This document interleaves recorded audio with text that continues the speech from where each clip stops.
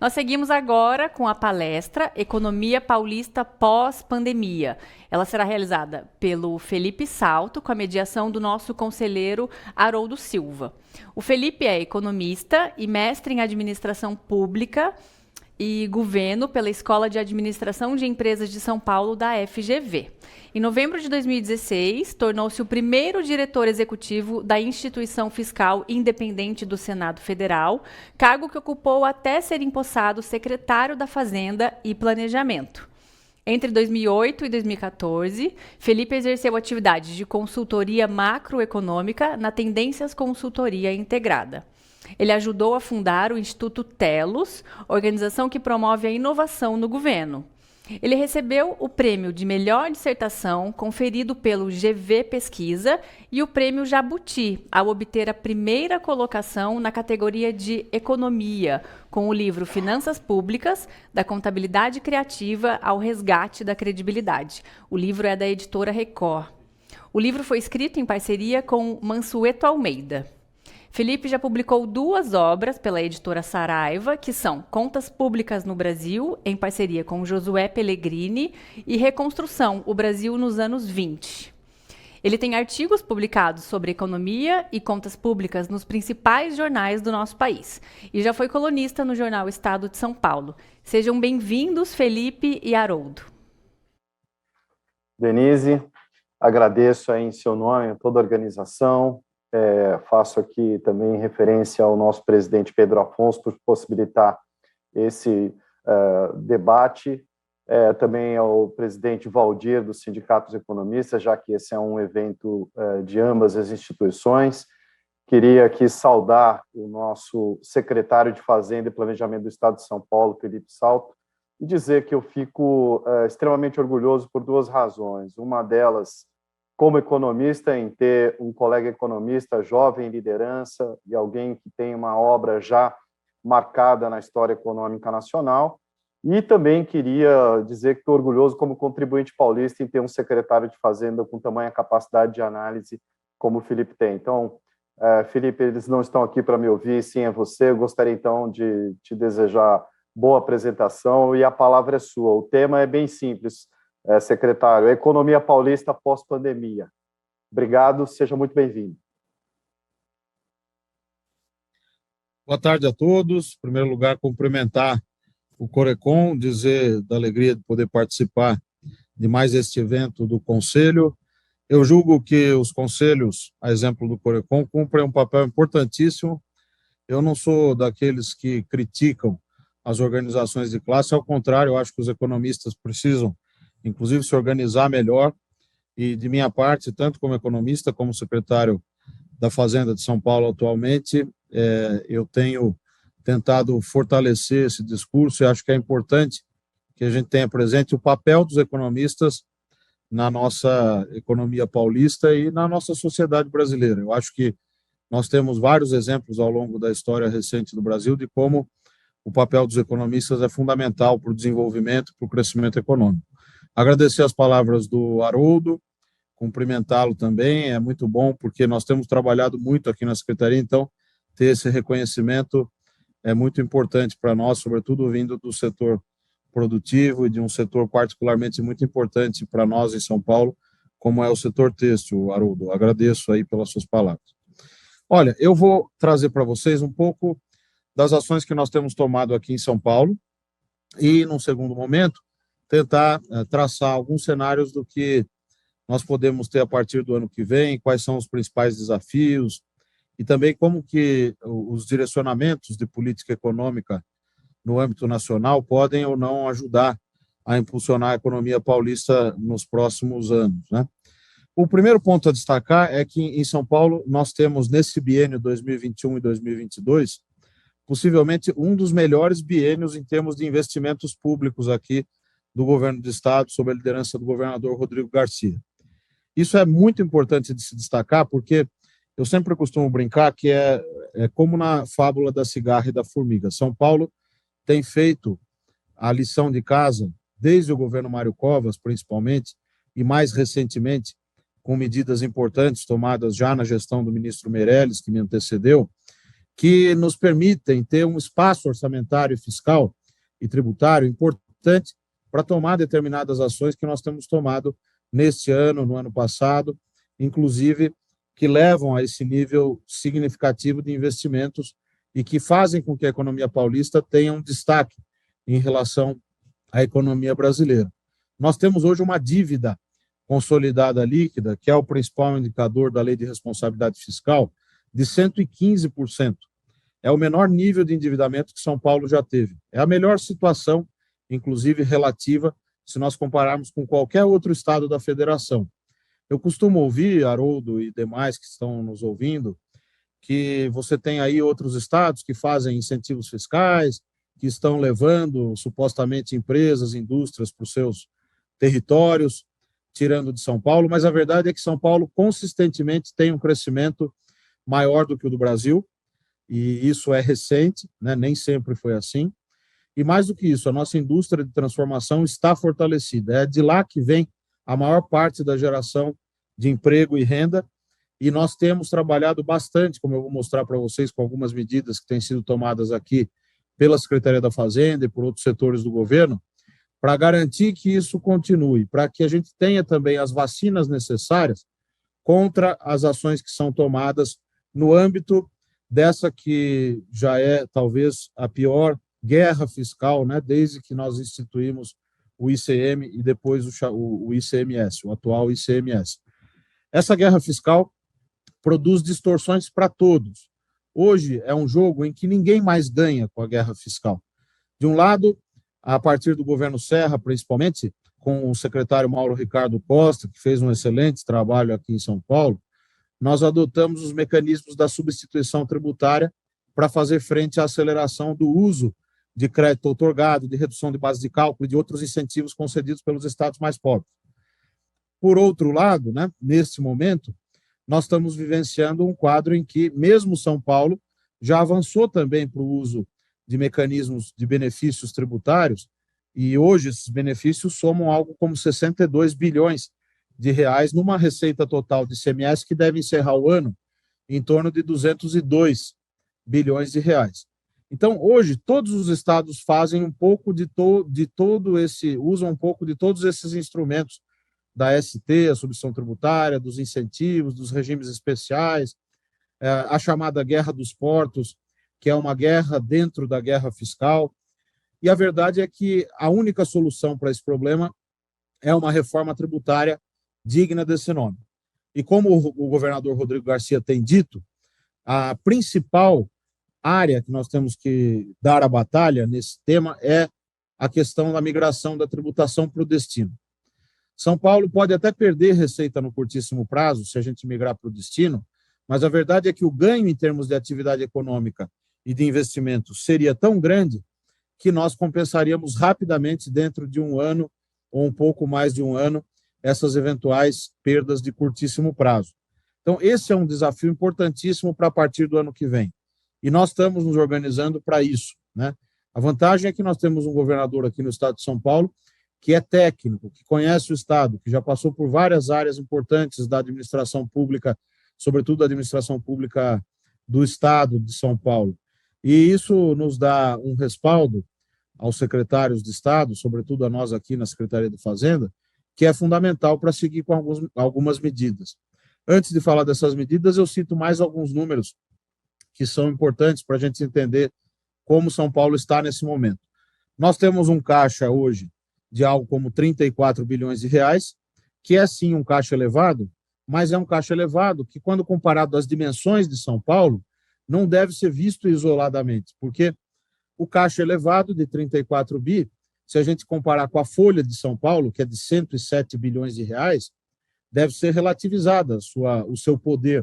Quer dizer, não significa que nós temos 34 bilhões de reais para gastar à vontade. Ao contrário, fizemos a lição de casa durante os últimos anos e conseguimos acumular essa situação, essas disponibilidades de caixa que hoje nos dão segurança para poder fazer uma série de ações como ampliação de benefícios sociais, o Vale Gás, o Bolsa do Povo, o Banco do Povo e uma série de iniciativas, inclusive os investimentos públicos do Estado de São Paulo, que nesse ano, combinado com o que foi feito no ano passado, podem chegar a uma soma próxima de 55 bilhões de reais no biênio, o que é bastante expressivo, né? Então, esses dados, mais a dinâmica econômica do Estado, que permite uma certa resiliência do ICMS, isso nos dá uma posição, um bom ponto de partida para o que vem a partir do ano que vem, né? A partir de 2023.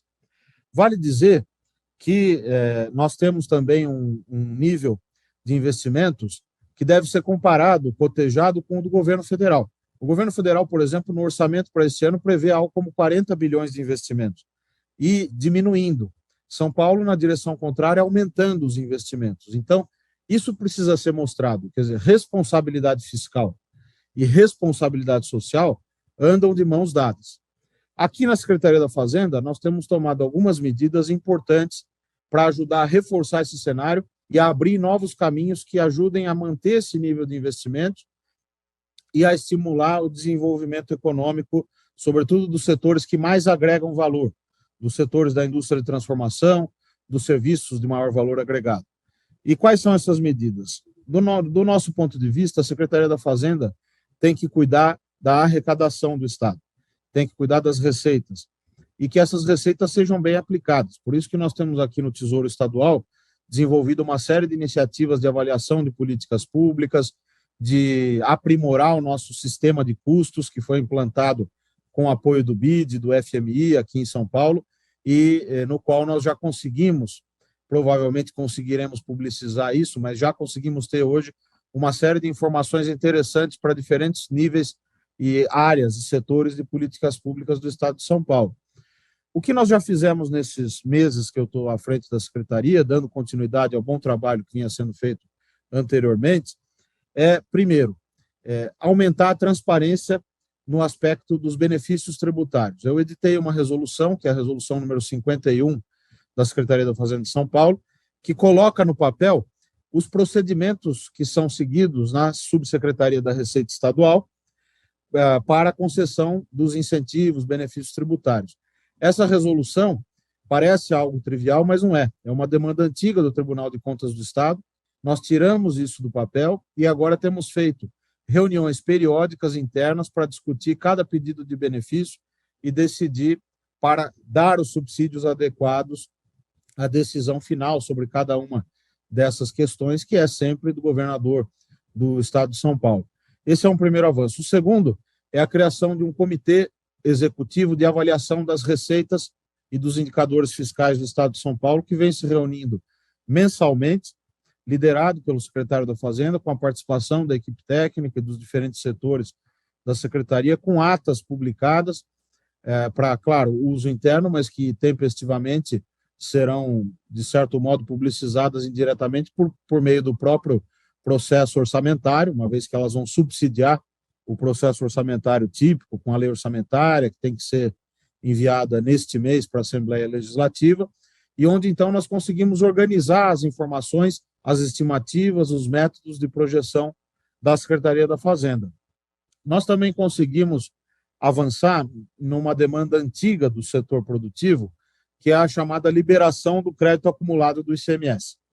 O ICMS é um IVA, é um imposto sobre valor adicionado. O Brasil já tem um imposto sobre valor adicionado, só que ele é sui generis, porque ele é recolhido na origem e no destino. Isso produz um sem número de distorções, que quem é do setor produtivo conhece muito bem, mas que basicamente tem a ver com uma concessão ilimitada de incentivos tributários.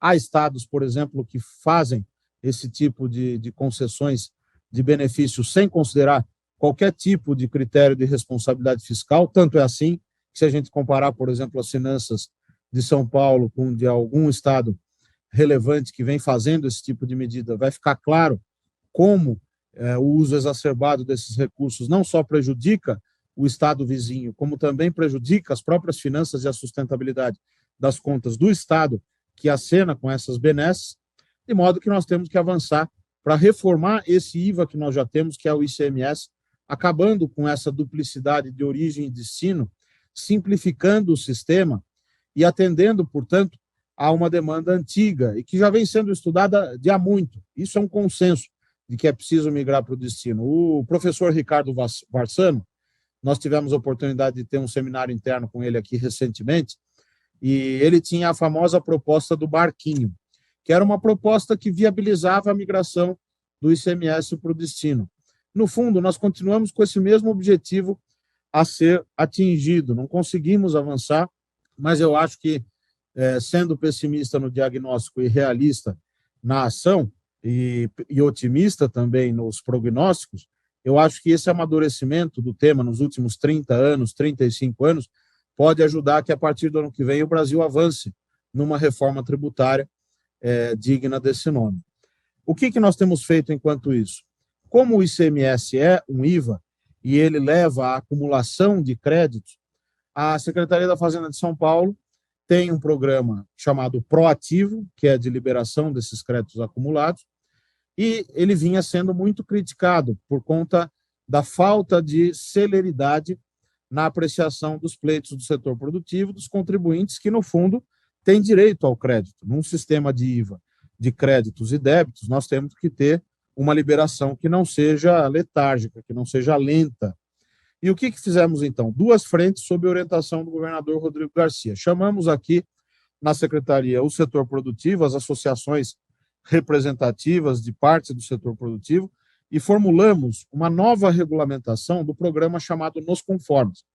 E uma das vertentes desse programa classifica os contribuintes em A+, A, B, C, etc. A classificação A+, vai passar a ser, já passou desde o dia 1º, o critério para que se consiga reconhecer de modo automatizado o direito aos créditos acumulados a partir do saldo credor de cada contribuinte.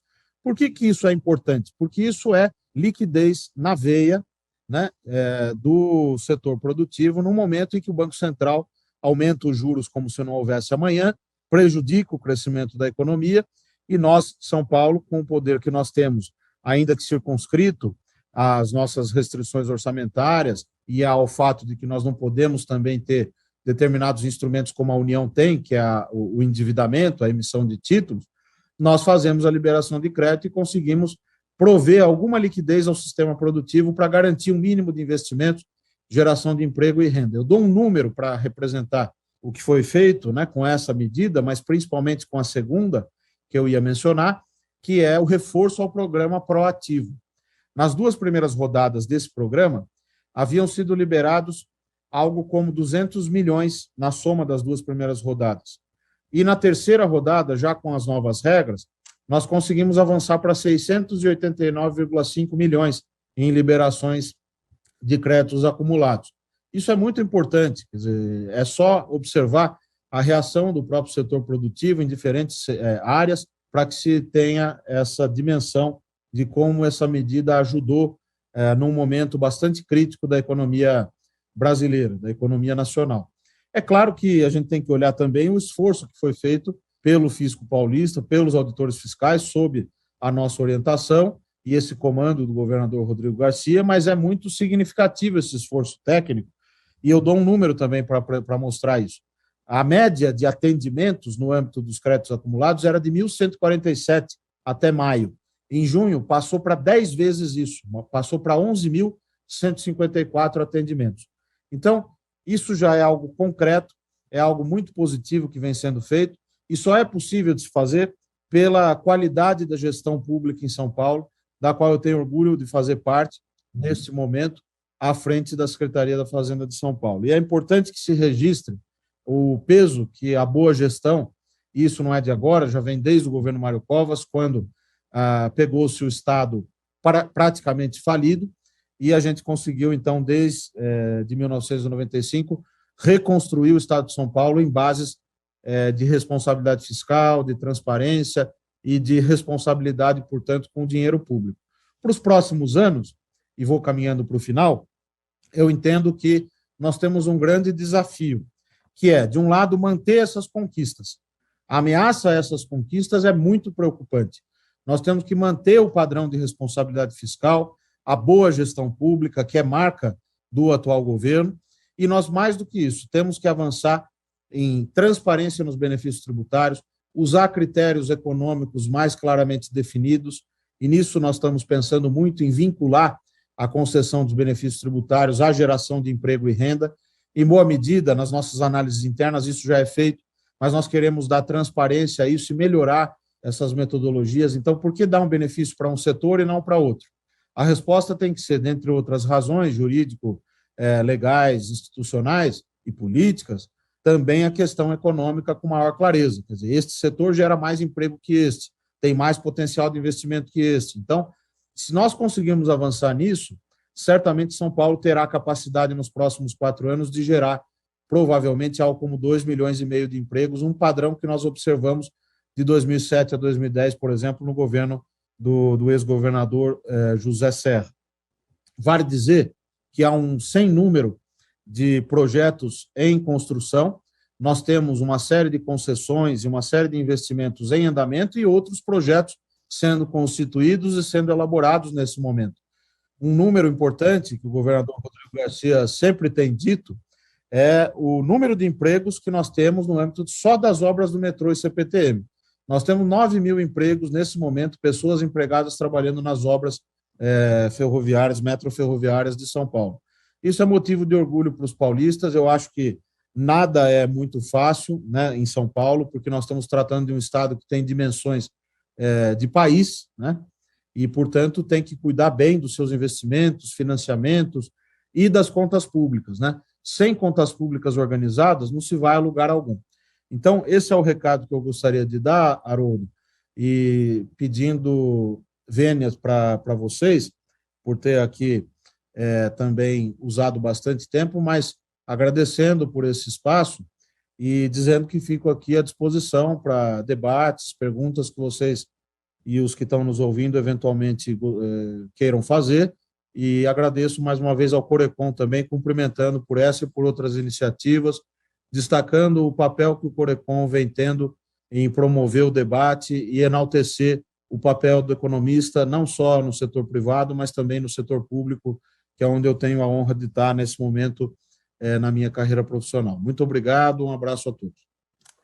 Secretário, fantástico, pena que palestra boa, papo bom, vai muito embora rápido aqui e não vai dar para a gente fazer muitas perguntas, né? Eu queria só mencionar o caso da substituição tributária. Eu concordo que é um elemento importante, mas eu acho que houve uma falta de utilização de critérios, né? O secretário sabe muito bem que a substituição tributária só é possível de ser aplicada, especialmente se você tiver algum tipo de concentração. Em setores pulverizados, isso não é bom. Então, eu queria fazer uma provocação aqui. Nós estamos com muitos jovens economistas nos assistindo aqui, secretário, não dá para a gente fazer grandes ilações. Um livro, um grande economista que lhe inspirou, o que você deixaria de recado aí para os jovens economistas? A gente tem mais de 1.000 economistas aqui no nosso congresso. Eu queria que o secretário desse aí uma mensagem em relação a isso. Um livro que lhe inspirou, um grande economista que lhe inspira. E se tiver um tempinho, aí já pode, inclusive, fazer as suas considerações finais, secretário. Olha, eu poderia citar vários aqui. Eu acho que o Brasil deve ter orgulho, né, do conhecimento, da produção intelectual que produz. Às vezes a gente olha para fora, mas a verdade é que o Brasil não deixa nada a desejar. Nós temos um potencial enorme. E eu vou citar um que eu tenho citado até em reuniões internas e outras discussões, por conta do momento que nós estamos vivendo, e eu vou explicar, que é o Celso Furtado. Eu acho que a formação econômica do Brasil, nós todos temos que reler. Para quem ainda não leu, deve ler, porque o Estado brasileiro, o Estado lato sensu, perdeu a capacidade de planejar. E para quem não sabe onde quer chegar, todos os ventos são desfavoráveis. Não tem vento bom para nau sem rumo. O Brasil está sem rumo. A política econômica está numa direção totalmente equivocada. Os investimentos públicos em queda. São Paulo está na direção que eu mostrei, na direção oposta a essa. Estamos fazendo concessões, estamos ampliando investimento. Nós temos até que ser comparados com outros países, nem só os estados, porque comparando com os outros estados e até mesmo com a União, São Paulo relativamente está muito na frente. Agora, Celso Furtado é o que eu recomendo, Formação Econômica do Brasil, e uma provocação que eu devolvo também para a gente pensar junto, que é a frase final, que eu vou parafrasear, não vou lembrar exatamente a frase ipsis literis, do Formação Econômica do Brasil, do Celso Furtado, que é o fato de que nós, nos idos de 2000, ele falava, e estaríamos ainda lutando contra o subdesenvolvimento e a desigualdade social e econômica. E, de fato, estamos. Estamos em 2022 e não conseguimos ainda ter uma estratégia de crescimento econômico, um sistema público mais eficiente, um nível de investimentos adequado ao nível de renda per capita que nós queremos ter. Então, esse é o grande desafio. Os economistas, você disse que tem bastante jovem nos assistindo, eu acho que aqueles que estão no setor público, mas os que estão também no setor privado, têm que pensar que nós fazemos parte de uma realidade que ainda é muito desigual. E nós temos que brigar diuturnamente para mudar essa realidade. O economista, por meio dos seus estudos, da sua atuação profissional, tem um papel central nisso. Acredito nisso e acho que uma boa inspiração é essa leitura que eu recomendei. Maravilha, secretário. Obrigado pelas suas palavras, pela sua indicação. Eu lembro aqui de um sociólogo chamado Pierre Bourdieu, que ele diz que a sociologia é um esporte de combate. Eu diria que a economia, também como ciência social, é um esporte de combate. Então é isso. Eu agradeço demasiadamente, secretário, agradeço aí, presidente Pedro Afonso, presidente Valdir, uma honra tê-lo aqui conosco e certamente foi uma aula para todos nós. Muito obrigado. Eu que agradeço, Haroldo, um abraço a todos, um prazer estar com vocês. Tchau, tchau.